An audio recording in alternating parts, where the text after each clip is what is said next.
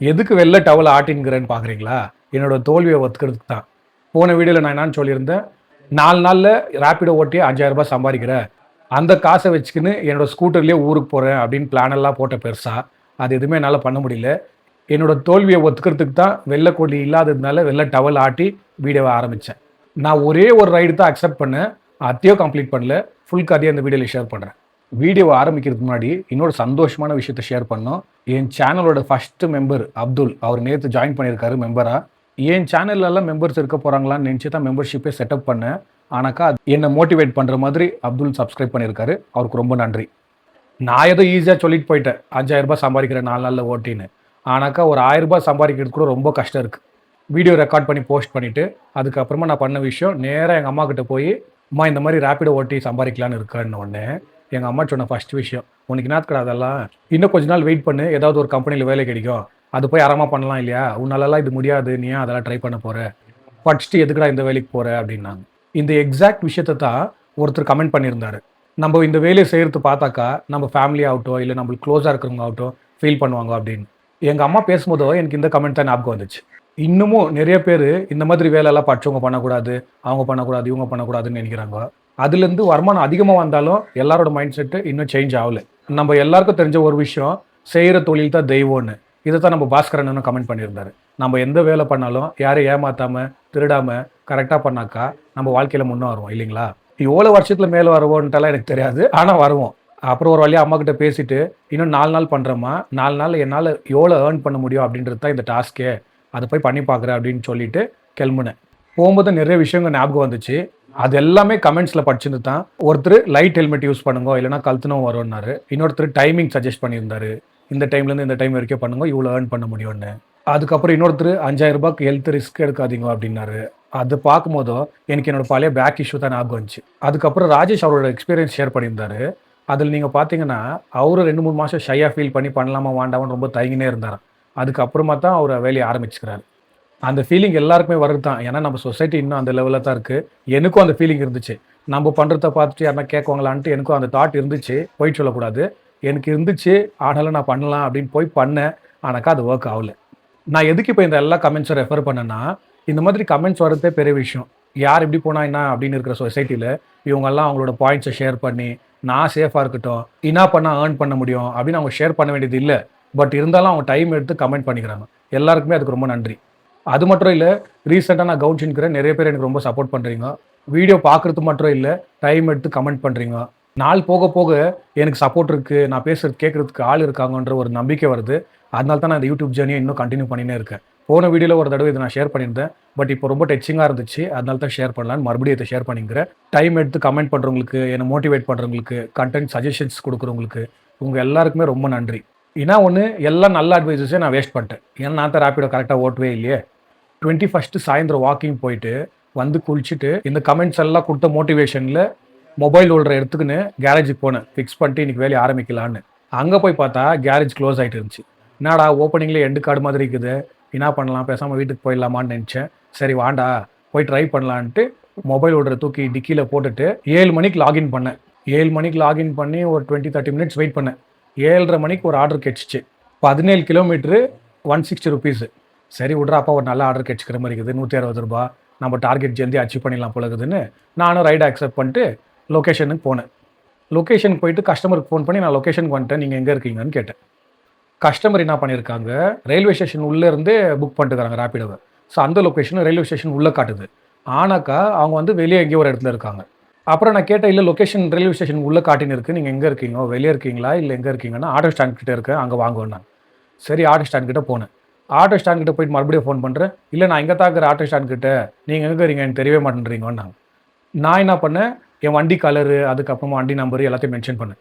Notice பண்ணுங்க, ஏதாவது இந்த வண்டி தெரிஞ்சால் கை காட்டுங்க, நான் நிப்பாட்டுறேன் அப்படின்னு. 2-3 ரவுண்டு அதே ரோட்டில் போனேன், அந்த கஸ்டமர் கிடைக்கவே இல்லை. அதுக்கப்புறம் மறுபடியும் ஃபோன் பண்ணும்போது ஒரு ஆட்டோ டிரைவர்கிட்ட கொடுத்து அவர் சொன்னார், இந்த மாதிரி ஒரு பேனர் இருக்குப்பா, அந்த இடத்துல நின்னுங்கிறாரு அப்படின்னு. அந்த பேனர் எங்கே இருக்குதுன்னு என்னால் ஐடென்டிஃபையே பண்ண முடியல. இப்படியே என்னோட ஒரு 30 மினிட்ஸ் வேஸ்ட் ஆயிடுச்சு. அதுக்கப்புறமா எனக்கு இந்த மோட்டிவேஷனாக அப்படியே கம்மியாயிடுச்சு. இன்னைக்கு டைம் சரியில்லை போலகுது, நாளைக்கு பார்த்துக்கலாம் அப்படின்னு சொல்லி ரைடை கேன்சல் பண்ணிவிட்டு வீட்டுக்கு வந்துட்டேன். எப்படியும் இன்னும் 3 நாள் இருக்கு இல்லையா, அதில் ஏதாவது பண்ணலாம் அப்படின்ற தாட்டில் சைலண்ட்டாக சாப்பிட்டு தூங்கிட்டேன். அடுத்த நாள் 22 5:30 மணிக்கெல்லாம் எழுந்தேன். 5:30 மணிக்கெல்லாம் எழுந்துச்சு வெளியெல்லாம் வரல. வீட்லயே உட்காந்து லாகின் பண்ணேன். தூக்கம் வர இன்னும் அப்படியே இருந்துச்சு. சரி தூக்க கண்ணிலேயே உட்காந்து லாகின் பண்ணேன். 30 மினிட்ஸ் வெயிட் பண்ணேன். ஒரு ரைடு கூட கிடைக்கல. இருந்த கொஞ்சம் நெஞ்ச மோட்டிவேஷனும் போயிடுச்சு. ரூ. 5000 நம்மளால சம்பாதிக்க முடியாதுடான்ற ஒரு நெகட்டிவ் ஃபீலிங் ஸ்டார்ட் ஆயிடுச்சு. அதுக்கப்புறம் லாக் அவுட் பண்ணிட்டு படுத்துட்டேன். அதுக்கப்புறம் காலையில எழுந்துச்சு ஃப்ரெஷ்ஷன் அப் ஆயிட்டு, சாப்பிட்டு உட்காந்து ஒரு கால்குலேஷன் ஒண்ணு பண்ணேன். சரி நேத்து நம்ம பார்க்கும்போது 17 கிலோமீட்டர்ஸ்க்கு ₹160 இருந்துச்சு. அந்த 17 கிலோமீட்டர்ஸ் பெங்களூர்ல டிராவல் பண்றதுக்கு 1 ஹவர்லேருந்து 1 1/2 ஹவர் வரைக்கும் ஆகும். டிராஃபிக் இருந்தால் 1 1/2 ஹவர், டிராஃபிக் இல்லைனா ஒரு 45 மினிட்ஸ்லேருந்து 1 ஹவர் கிட்ட ஆகும். ஸோ ₹60 நம்ம ஃபியூல் அது இதுன்னு எல்லாம் எடுத்துட்டோம்னு வச்சுக்கோங்களேன். அப்போது ₹100 தான் கிடைக்குது. அப்போ ஒரு ஹவருக்கு ₹100னா நான் ₹5000 சம்பாதிக்கிறதுக்கு 50 ஹவர் பண்ணணும். 45லேருந்து 50 ஹவர்னு வச்சுக்கோங்களேன். பிரெயின் இது கால்குலேஷன் பண்ணி முடிக்கிறதுக்குள்ளேயோ பாடி வாண்டடா இந்த வேலைன்னுச்சு. எனக்கு ஆல்ரெடி பேக் இஷ்யூ வேறு இருக்குங்களா, அதனால பாடி நான்னுச்சு வாண்டா இந்த வேலை உனக்கு செட் ஆகாது, சும்மா ரிஸ்க் எடுக்காதுன்னு. ஏன்னா எனக்கு டிஸ்க் ஸ்லீப் ஆயிருந்துச்சு போன தடவை. அதில் ஒரு 6 மாதம் ஆச்சு நான் ரிகவர் ஆகிறதுக்கு. சரி எதுக்கு ரிஸ்க் எடுக்கிறது, இந்த ஐடியாவை ட்ராப் பண்ணிடலாம். உங்ககிட்ட வந்து வெள்ளக்கூடியை காட்டி சரண்டர் ஆகிடலாம், என்னால் பண்ண முடியல, இருக்கிற மாதிரி பேசிடலாம். ரிஸ்க் எடுத்து அதுக்கப்புறம் பேக் இஷ்யூ மறுபடியும் ஸ்டார்ட் ஆகிறதுக்கு பேசாமல் உங்ககிட்ட முடியலன்னு சொல்லிட்டு போயிடலான்ட்டு இங்கே வந்துட்டேன்.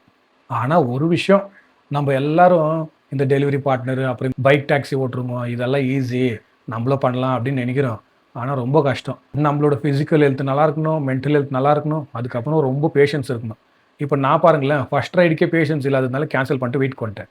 அந்த மாதிரி எவ்வளோ பேர் ராங் லொக்கேஷன் போடுவாங்க, அதுக்கப்புறமா ஆர்கியூ பண்ணுவாங்க லேட் ஆயிடுச்சுனாக்கா, அதுக்கப்புறம் டிராஃபிக் இருந்துச்சுன்னா நீ இந்த ரூட்டில் வந்து அந்த ரூட்டில் போய் இருந்துக்கலாமேன்னு ஆர்கியூ பண்ணுவாங்க. இந்த மாதிரி நிறைய ப்ராப்ளம்ஸ் இருக்கும்.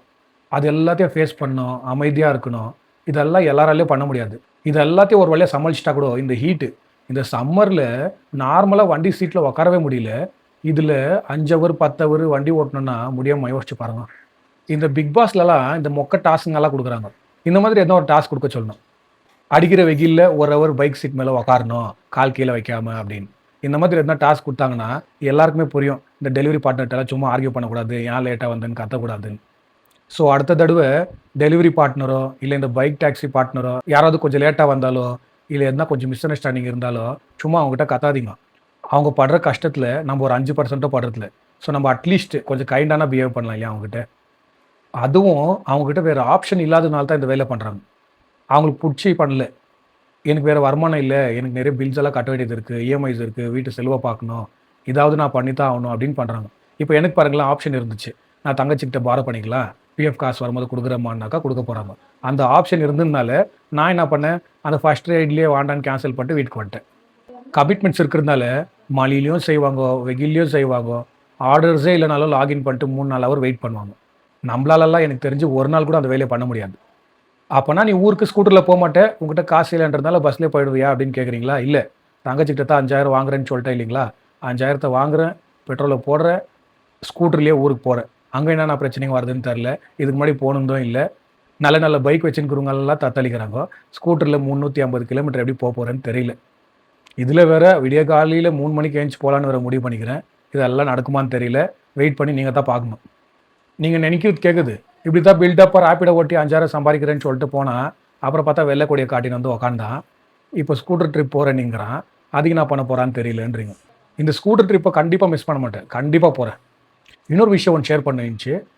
நிறைய பேர் கமெண்ட்ஸில் சஜஸ்ட் பண்ணியிருந்தாங்க, ஒரு டெலிகிராம் சேனல் ஓப்பன் பண்ணுங்க, நிறைய பேர்கிட்ட ஐடியாஸ் இருக்கும், அதுக்கப்புறம் ஜாப் ஆப்பர்ச்சுனிட்டிஸு இல்லை ஏதாவது அவங்ககிட்ட இருக்கிற இன்ஃபர்மேஷன் ஷேர் பண்ணுறதுக்கு யூஸ் ஆகும் அப்படின்னு சொன்னதுனால நான் ஒரு டெலிகிராம் சேனல் ஓப்பன் பண்ணேன். அதோட லிங்க் டிஸ்கிரிப்ஷனில் இருக்குது. நீங்கள் ஜாயின் பண்ணணும்னு நினச்சிங்கன்னா ஜாயின் பண்ணுங்க. உங்கள்கிட்ட எதனா ஐடியாஸ் இருந்தாலோ இல்லை ஏதாவது ஜாப் ஆப்பர்ச்சுனிட்டிஸ் பற்றி இன்ஃபர்மேஷன்ஸ் இருந்தாலோ அதில் கண்டிப்பாக ஷேர் பண்ணுங்கள்.